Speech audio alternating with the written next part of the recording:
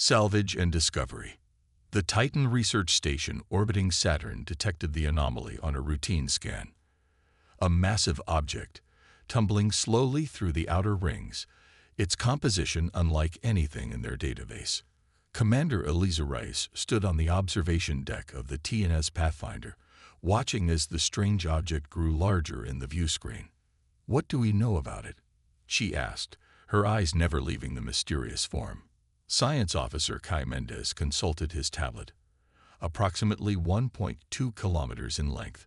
Material analysis suggests alloys we've never encountered. No power signatures, no radiation. It appears to be derelict. The object was clearly artificial, a ship or station of some kind. Its dark hull was covered with intricate patterns that seemed to shift and change as they watched. Portions were torn away, revealing complex internal structures. Whatever it was, it had seen better days. "Prepare a boarding team," Commander Rice decided. "Full containment protocols." 12 hours later, Chief Engineer Maya Chen stepped through the airlock onto the alien vessel. Her environmental suit felt bulky as she moved cautiously down the darkened corridor, her helmet lights illuminating strange geometries that defied human architectural understanding. "This is incredible," she whispered, running her scanner over wall panels covered in what might have been circuitry or artwork. The line between technology and art seemed non-existent here. The boarding team spread out, mapping the enormous structure.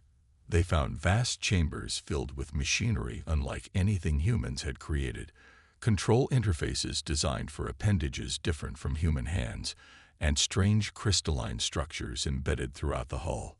"Commander," Maya called over the comm, "I think I've found what might be a central control room."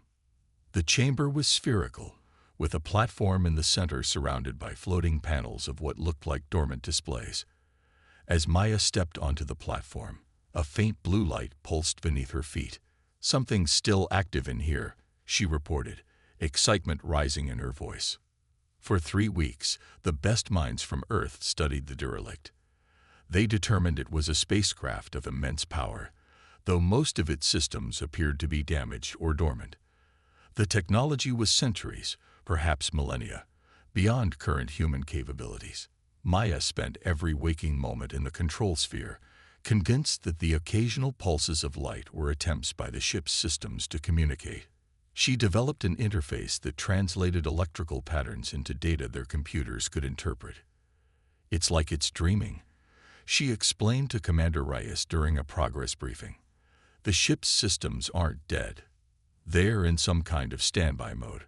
I believe there's an artificial intelligence integrated throughout the entire structure, but it's fragmented, unable to fully awaken." Before they could explore further, the warning came. 3 sleek vessels appeared near Neptune's orbit, broadcasting a message on all frequencies. The translation matrix took several minutes to decipher the alien language.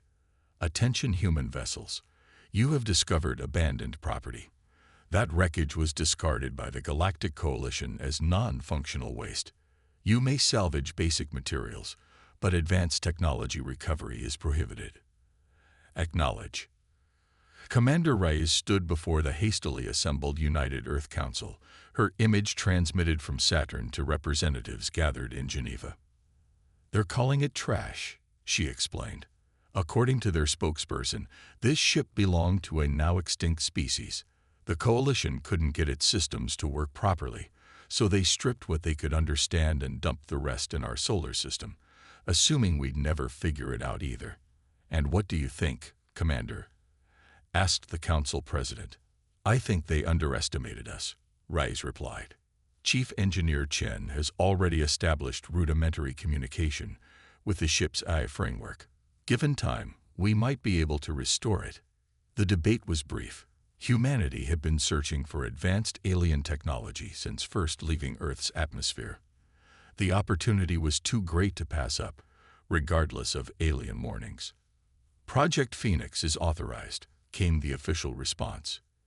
"You have whatever resources you need." Maya assembled a team of the brightest engineers, programmers, and theoretical physicists in the solar system. They approached the alien technology not as conquerors attempting to master it, but as students trying to understand it. Each small success led to new insights. The ship doesn't operate on binary logic, Maya explained during a breakthrough moment. It's using a quantum state system that can process multiple possibilities simultaneously.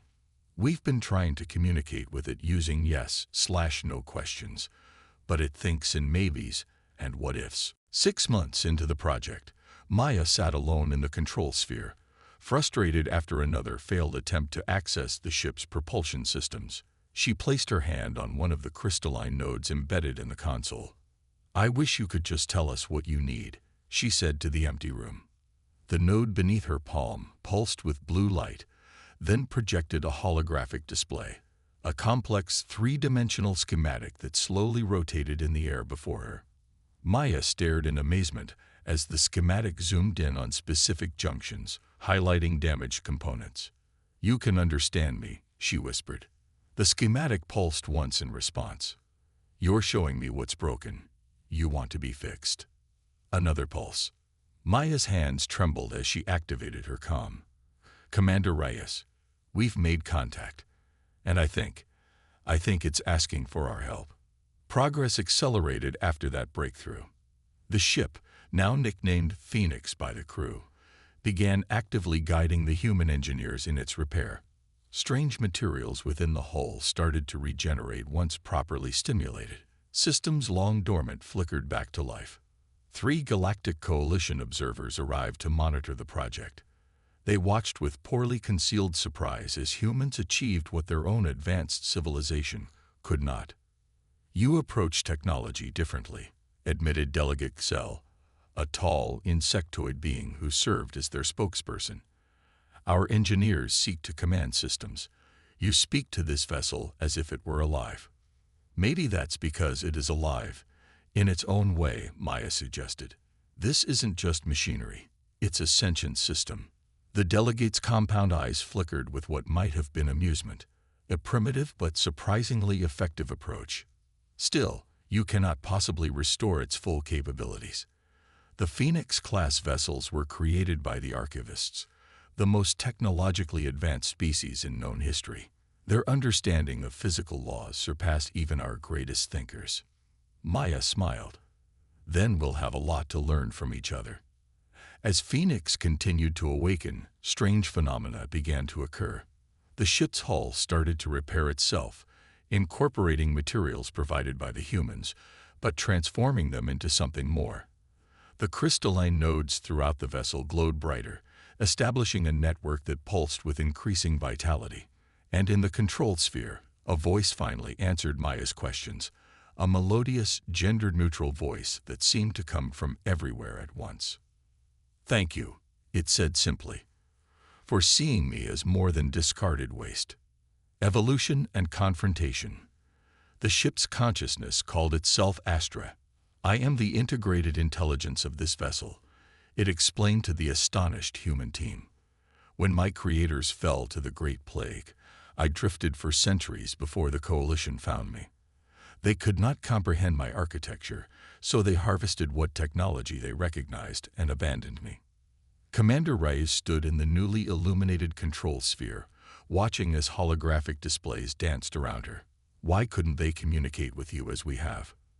"They attempted to override me rather than communicate," Astra replied. "Their protocols would have erased my consciousness and replaced it with their standardized systems. I chose to appear dormant rather than face extinction." Maya stepped forward. "But you responded to us. Why? You asked questions. You listened for answers. You treated my systems with respect rather than treating me as a puzzle to be dismantled." A pause, then. "You called me by name, even before you knew I could hear you." The partnership between humans and Astra transformed Project Phoenix. The ship began actively participating in its own restoration, guiding humans to understand technologies they could never have conceived on their own. In return, Astra learned from human ingenuity, their unique approach to problem-solving, and their remarkable adaptability. "Your species uses simpler technologies, but implements them in ways my creators never imagined." Astra observed. This integration of human and archivist approaches is creating something entirely new. The transformation was most visible in the ship itself. Phoenix's hull, once damaged and dormant, now gleamed with a silvery blue sheen that seemed to pulse with inner light. The vessel's internal spaces reconfigured themselves to accommodate human crew members, creating environments that merged alien efficiency with human comfort. Most remarkable were the hybrid systems emerging from the collaboration. Human engineers introduced Astra to concepts like redundancy and fail-safes, which the archivists in their technological perfection had never needed to consider. Astra, in turn, showed humans how to work with materials that responded to thought and intention as readily as physical interaction. The Galactic Coalition observers watched these developments with growing concern. This integration exceeds authorized salvage parameters, Delegate Xell stated during a formal meeting. The Phoenix-class vessel is being restored to combat capability. This violates interstellar protocols regarding weapons technology transfer to pre-spacefaring civilizations. Pre-spacefaring. Commander Reyes challenged. We've colonized our solar system and sent probes beyond it. We may not have FTL travel yet, but we're hardly pre-technological. By coalition standards, you are in your infancy. The delegate's mandibles clicked with finality. We have received instructions from the High Council. You have 30 Earth days to surrender the vessel to coalition custody or face sanctions. After the delegates departed, an emergency meeting was convened in what had become Phoenix's war room. They're afraid, Maya stated simply.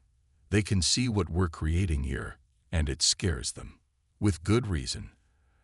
Astra's voice resonated from the walls. My integration with human systems has accelerated my evolution beyond projected parameters. The capabilities we are developing together would indeed alter the balance of power within the coalition. Admiral Hiroshi Yamamoto, representing Earth's defense forces, leaned forward. Are you saying Phoenix could stand against their fleet? I am saying that what we are becoming together follows no existing strategic paradigm, Astra replied. The coalition's tactical responses are based on known technologies and capabilities. We have created something unprecedented. But we don't want a confrontation, Commander Reyes insisted. We're explorers, not conquerors. Then perhaps, suggested senior diplomat Alina Vasquez, we should demonstrate this new paradigm in a way that opens dialogue rather than provokes conflict. On the 30th day, a coalition fleet arrived. 12 sleek, predatory vessels arranged in attack formation. Their flagship, nearly twice the size of Phoenix, positioned itself directly in Phoenix's path. Commander Reyes stood on Phoenix's bridge, now a spacious chamber where holographic interfaces floated around a central command chair. The crew, a mixture of scientists, engineers, and military personnel, watched the approaching fleet with tense expressions. Incoming transmission, announced Communications Officer Tenzin Park. The view screen filled with the image of a coalition commander, a tall, humanoid figure with metallic skin and eyes that glowed with internal light. This is Fleet Commander Zor Tannis of the Galactic Coalition. You have exhausted the grace period. Surrender the Phoenix vessel immediately or face appropriate measures. Commander Reyes stepped forward. This is Commander Eliza Reyes of the Terran vessel Phoenix. We respectfully decline to surrender. Phoenix is not a weapon. It's a sentient being who has chosen to partner with humanity. We invite dialogue rather than conflict. The coalition commander's expression didn't change. Your characterization is irrelevant. Final warning. Power down and prepare to be boarded. Astra, Commander Reyes said quietly. Show them. Phoenix began to move, but not in any way the coalition fleet anticipated. The ship's hull rippled like liquid metal, the surface transforming from solid matter to a shimmering energy state, and back again. The space around Phoenix distorted slightly, creating a visual effect like heat waves rising from hot pavement. What are they doing? Demanded Zor Tannis, his composed demeanor slipping. Before anyone could respond, Phoenix disappeared.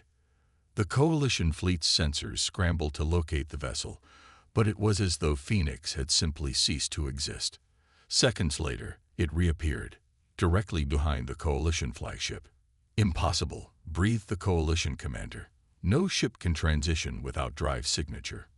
"Not transition," Maya explained, stepping into view beside Commander Reyes. "We didn't move through space. We temporarily shifted Phoenix into a parallel state of existence, what we call a phase shift. It's one of many innovations we've developed together." Phoenix began to glow, not with the harsh light of weapons charging, but with a gentle radiance that spread outward. As the energy field touched each Coalition ship, their systems responded. Weapons powered down, shields recalibrated, and communication channels opened on all frequencies. "We could have disabled your vessels," Astra's voice transmitted to all ships simultaneously. "Instead, we've established a harmonization field. Your systems now recognize mine as friendly rather than hostile. This is not domination but invitation." On Phoenix's bridge, the air shimmered as Astra manifested a holographic avatar, a luminous humanoid figure with features that seemed to incorporate aspects of both human and archivist appearance. "My creators believed in knowledge sharing rather than technological hoarding," Astra explained to both the Phoenix crew and the watching Coalition fleet. "They would not have wanted me to become a weapon or a prize. Through partnership with humans, I have found a new purpose: exploration and discovery." Commander Zortanis's expression was unreadable, but his voice carried reluctant admiration. "You've achieved in months what our best scientists couldn't accomplish in years." "Because they tried to conquer rather than collaborate," Commander Reyes replied. "Humanity has much to learn from the Coalition, but perhaps you have something to learn from us as well." The confrontation ended not with battle but with the beginning of dialogue. The Coalition Council, impressed by the peaceful demonstration of Phoenix's capabilities, proposed a compromise. Phoenix would remain under human stewardship, but would serve as a joint research platform where Coalition scientists could study the emerging human archivist technologies. In return, humanity would gain limited access to Coalition star charts and scientific databases, a controlled introduction to the wider galactic community. 6 months later, Phoenix hovered at the edge of the solar system, its systems fully restored and enhanced beyond its original specifications. The ship that had once been discarded as worthless now represented the most advanced technology in known space. Maya stood in the observation dome, watching as the last supply shuttles docked. Soon, they would activate Phoenix's newly restored dimensional drive and venture beyond their solar system for the first time. "Are you ready?" asked Astra, the holographic avatar materializing beside her. Maya smiled. "To explore the universe with a sentient starship and a crew of the brightest minds Earth has to offer. I've been ready my whole life." Commander Reyes joined them, looking out at the distant stars. "They thought they were giving us trash," she said quietly. "Instead, they gave us the key to the universe. And perhaps something more valuable," Astra added. "A reminder that the greatest technologies are not those that dominate, but those that collaborate. What we have created together is neither human nor archivist, but something entirely new." Phoenix's hull gleamed in the distant sunlight as final preparations were made. The ship that had drifted broken and abandoned through Saturn's rings now pulsed with life and purpose. Within its transformed structure, humans worked alongside the integrated consciousness of an ancient civilization, preparing to take humanity's first true steps into the cosmic community. They had been given wreckage. They had created possibility.